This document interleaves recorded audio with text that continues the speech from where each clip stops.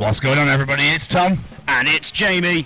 Welcome to the Chronicles of Podcast. The Chronicles of Bloodstock 2024. Hey, it's Jamey Johnson from Hatebreed.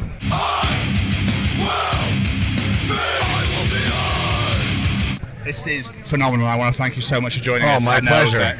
You're probably a very in-demand human. Hey, it's all good. We're very happy to be back at Bloodstock. We're hoping the wind dies down so we can blow some shit up, light some shit on fire. We'll see. We're very, very excited to see it. I cannot wait to see you guys later. So, how was your personal Friday been, though? Everything okay? Yeah, I was really happy we were able to make it happen. You know, it's a little crazy with the scheduling, but Brutal Assault in the Czech Republic, they switched us to the Wednesday so we could get here. Amazing. And then Alcatraz is having us tomorrow. But we're playing like after midnight tomorrow, so we have enough time to get on the ferry, get through customs, and get up to Alcatraz. So it worked out. It's going to be, you know, we got to get there, knock on wood. But if it works out, it'll be perfect. I love it when a plan comes together. Absolutely. How excited are you to play the main stage later? Super excited. It's an honor to be asked back and to be in the top three. You know, we that was part of the 30th anniversary goal, was to at least be, if not headline, be within the top two or top three.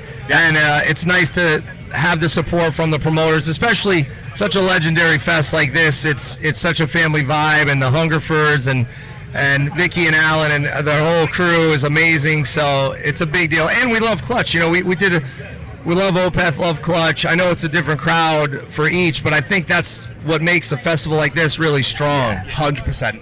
The beauty of it, people just want to watch anything and everything they can see, basically. Yeah, and there's a good spread across the weekend where even if there's only one or two bands from each sort of subgenre that you want to see on one day, you got like 10 across the weekend, you know?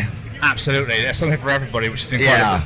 But compared to a Hatebreed show, I know you've got quite a back cat, so compared to a Hatebreed show to a festival show, do you change your setlist up accordingly so it's just going to drop all the fucking hits?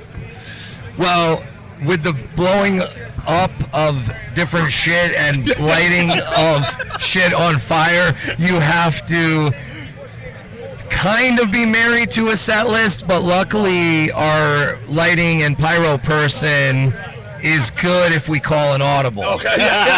But we have to be very careful as to not burn anyone or anything. So we do keep that in mind. But yeah, there are some times where I'm like, back up, take a couple steps back. Yeah.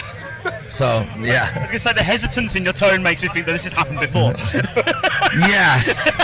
I said, hey, when in doubt, just don't go and sing the backups. Like I was telling Wayne, like, maybe just back up if you think she's going to blast it there. But we'll see. It's always like, it's fun to guess, but yeah, you don't want to guess wrong and be singed. Yeah.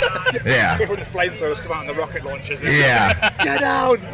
Yeah, and it's very windy today, so they can blow in your direction. Yeah. Okay, We'll see. They might. The stage manager might shut it down and be like, "Look, no, it's not safe," which is fine. So blow shit up. Yeah.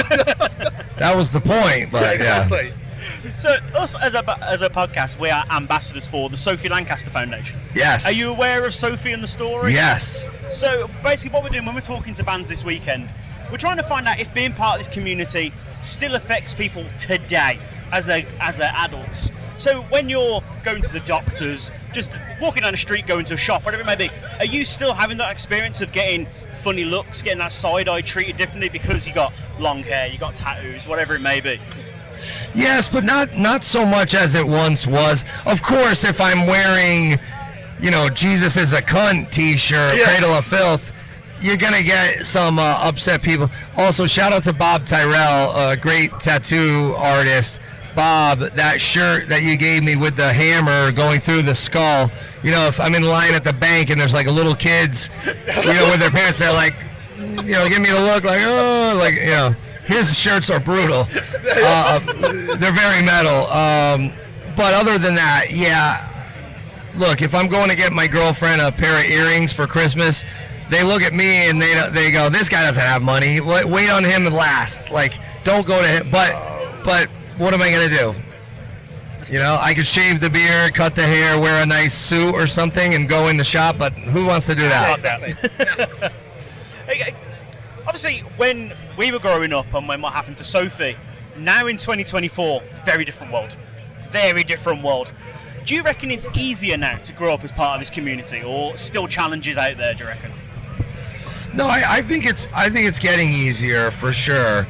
And I think we're more accepting of, like we'll say, when we were kids, there wasn't all these, there wasn't a spectrum of different mental conditions. I don't even like to call it illness, but like you'll have people now, I think, they have sensory issues, or they have ADD, or whatever the current diagnosis might be. Whereas when we were kids, it was like, you're just like punk rock or heavy metal. You're a little different. You like Dungeons and Dragons. You like, you know what I mean? You dress up as a furry animal sometimes, and you go to a convention. It wasn't like, I know there's 90 different diagnoses, but I like to think of everybody having a touch of something. I agree. Right? I completely agree. Yeah, absolutely. Yeah. I think we all have these things that make us unique. Yeah, so it's like, that's more accepting. It wasn't like you were just relegated to one area of society. Now you got 90 different cliques and communities you can join, and and if, look, I know a guy, if you touch cardboard near him, he'll have like a seizure. Like, he hates cardboard, so I'm like, all right, so you're not going to be a merch guy. Yeah. Right? But you're also not going to be locked away in an asylum. You gotta make it through life, and you gotta figure out what your lane is. Absolutely. Right? Is cardboard that bad? I mean, it's like nails on a chalkboard for him times 10. Oh, yeah. So if you scratch cardboard around him, it's not good. So, but I know people like that where, like my daughter, if I'm chewing a salad, she looks like she's gonna stab me. Are we gonna commit her? No. You know what I mean? What is it? And then they'll come up with some term. It's auditory sensitivity disorder or whatever, and it's like, well, maybe I'm chewing too loud. I don't know. But we deal with everybody with compassion. Absolutely. And say, hey, listen, it all goes away when you pump up some heavy music, right? It's absolutely. Some people, they're just different strokes for different folks, you know?